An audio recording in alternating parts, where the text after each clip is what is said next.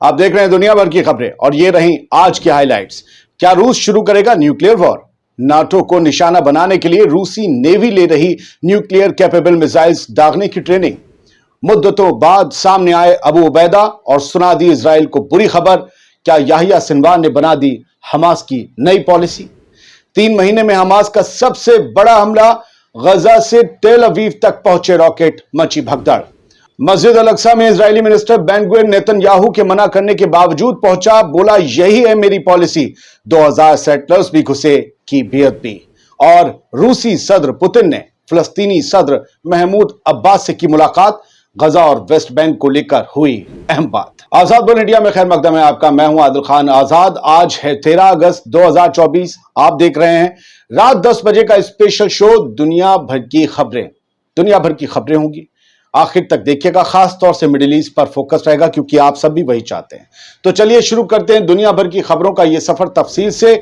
दुनिया पर परमाणु युद्ध यानी कि एक न्यूक्लियर वॉर का खतरा पहले से भी ज्यादा नजदीक है और ये बड़ा हो गया है।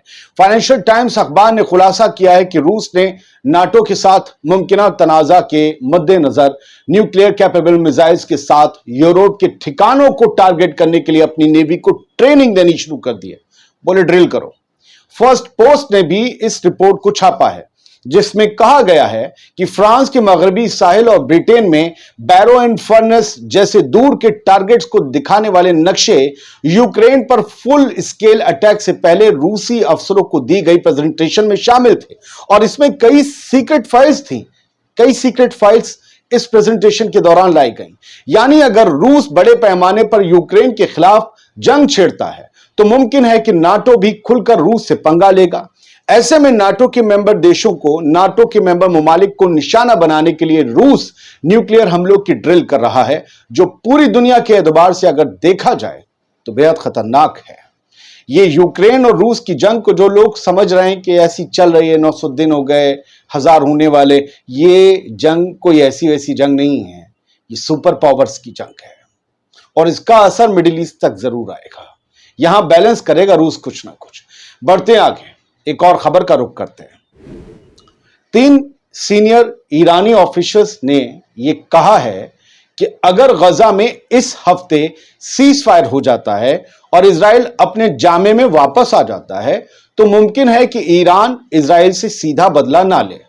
तो फिर क्या तिरछा बदला लेगा अगर सीधा बदला नहीं लेगा? फिलहाल ये 3 ऑफिसर्स के जरिए जो दावा किया गया है वो इजराइल के अखबार ने किया है। यह खबर इजराइल के द जेरूसलम पोस्ट अखबार ने छापी है और इस खबर पर यकीन किया जाए तो यह समझ में आता है कि कम से कम 15 अगस्त को सीज फायर पर होने वाली मीटिंग तक तो ईरान हमला नहीं करेगा। वो देखेगा क्या हो रहा है सीज फायर में। इस खबर का दूसरा पहलू यह भी हो सकता है, मे बी, माइट बी, ऐसे कर रहा हूं बात, कि ईरान इजराइल को सीज फायर पर होने वाली मीटिंग तक रुके रहने की गफलत में डालकर बेफिक्र कर दे और फिर 15 तारीख से पहले ही हमला कर दे। अगर ऐसा हुआ तो इसका भी एक अलग असर होगा। वो ये कि अगर ईरान के हमला ज्यादा भारी नहीं हुआ, अप्रैल जैसा हुआ मान लीजिए, तो अमेरिका ईरान से बदला ना लेकर बहुत मुमकिन है कि इजराइल पर ही गाजा में फौरन जंग रोकने के लिए प्रेशर बनाए। क्या आगे और हमले झेलोगे क्या? चलो बंद करो जंग, ऐसा बोले।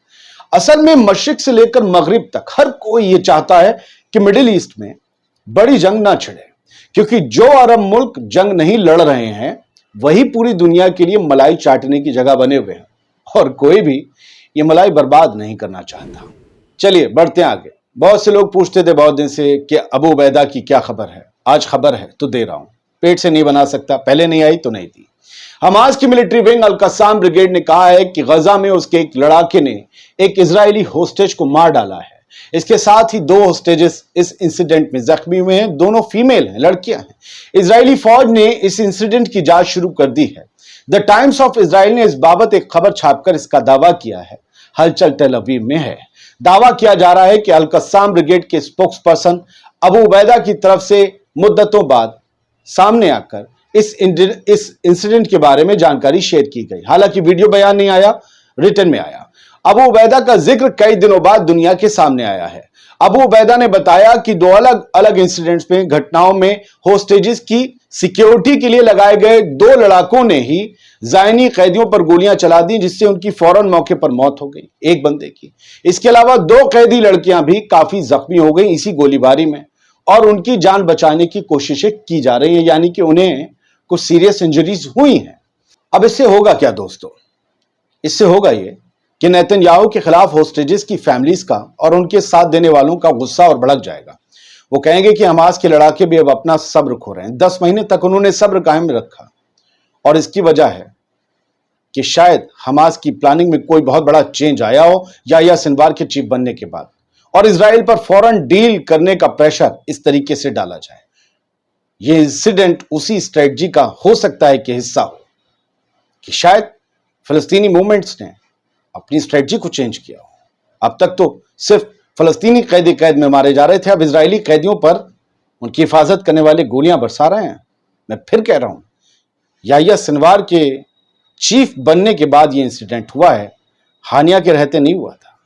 याह्या सिनवार बहुत एग्रेसिव माने जाते हैं, उनकी पॉलिसी अलग तरीके की है। उन्होंने हो सकता है कि इजराइल पर प्रेशर का एक नया तरीका इस्तेमाल किया हो। बढ़ते आगे, आज उस हमले का जिक्र करते हैं जो बहुत बड़ा है, इस मायने में कि मई के बाद अब अगस्त में यह हमला गजा से हुआ, और यह रॉकेट ऐसा नहीं है कि गजा से लगते सरहदी इलाकों तक गए हों इजराइल के कब्जे वाले, बल्कि ये इजराइल की दारुल हुकूमत टेल अवीव तक गए। ये लॉन्ग रेंज रॉकेट थे जो ये बताते हैं कि इजराइल के लड़ाकों के पास, पैलेस्टीनियन मूवमेंट्स के पास माल मसाला औजार खत्म नहीं हुआ, बल्कि वो उस लेवल का है कि अब टेल अवीव पर जाकर गिरेगा। टेल अवीव में भगदड़ मच गई। टाइम्स ऑफ इजराइल ने हेडलाइन बनाई कि भाई गजा से रॉकेट दागे गए, टेल अवीव में जाकर गिरे, और ये मई के बाद पहली बार हुआ। लेकिन लैंडिंग ऑफ कोस्ट, लेकिन फिर भी पहुंचे तो टेल अवीव तक। ये अपने आप में एक बड़ी खबर। अब बस हेडलाइन जल्दी जल्दी। महमूद अब्बास पैलेस्टीनियन अथॉरिटी के प्रेसिडेंट, जिनका रूल वेस्ट बैंक में कथित तौर पर, और रूस के बहादुर या यूं कहें ताकतवर, जैसा कि मिडिल ईस्ट के लोग मानते हैं, सदर व्लादिमीर पुतिन, उनकी मुलाकात हुई। महमूद अब्बास और पुतिन की, दोनों के बीच बातचीत हुई, और इसमें गजा और फलस्तीन में जो डेवलपमेंट्स हैं, सिचुएशन है, उनको लेकर डिस्कशन हुआ। ह्यूमैनिटेरियन कैटास्ट्रोफ को लेकर भी बात हुई कि किस तरीके से इंसानी बहरान है इस वक्त गजा में, और वेस्ट बैंक में भी जो है इस वक्त टेंशंस एस्केलेट हो रही हैं। तो पुतिन ने फिर कहा कि हम एक अलग फलस्तीन की, एक आज़ाद फलस्तीन की जो मांग है उसके हक में हैं, उसके साथ हैं। लेकिन मुझे लगता है कि महमूद अब्बास सिर्फ ये बातें करने के लिए तो पुतिन के पास नहीं गए होंगे। पुतिन ने कुछ समझाने के लिए बुलाया है क्या, समझ में नहीं आ रहा। एक और हेडलाइन देखिए, आज बड़ी बदतमीजी हुई है अल-अक्सा मस्जिद में। कट्टरपंथी उग्रवादी यहूदी, मैं ऐसे ही बोलूंगा, उग्रवादी ज़ायनी बदमाश गुंडे टाइप के लोग, ये आज मस्जिद अल-अक्सा में घुसे, क्योंकि इन्होंने दुनिया के तो कानून छोड़ो, यूएन के कानून छोड़ो, खुद अपने ही सो कॉल्ड मुल्क इजराइल के कानून नहीं माने, जिसे पता नहीं अपने आप मुल्क मानते भी हैं या नहीं मानते। क्योंकि अगर उसे मुल्क मानते तो मैं सो कॉल्ड नहीं कहता, और ये उसका कानून मानते।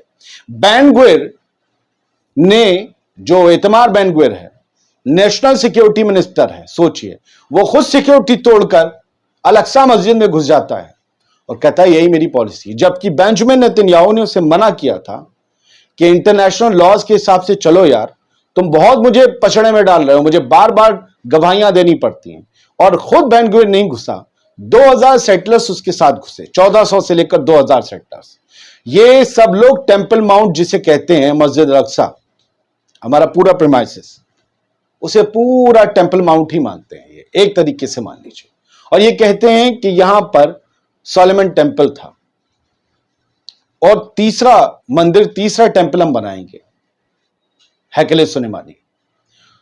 तो आज ये मानते हैं कि आज इनके एक महीने की 9वीं तारीख है, और उस 9वीं तारीख को ये मानते हैं कि 2000 साल पहले हैकले सुलेमानी ढा दिया गया था, और उससे पहले भी ढा दिया गया था, और वो इसी जगह था जहां मस्जिद अल-अक्सा है।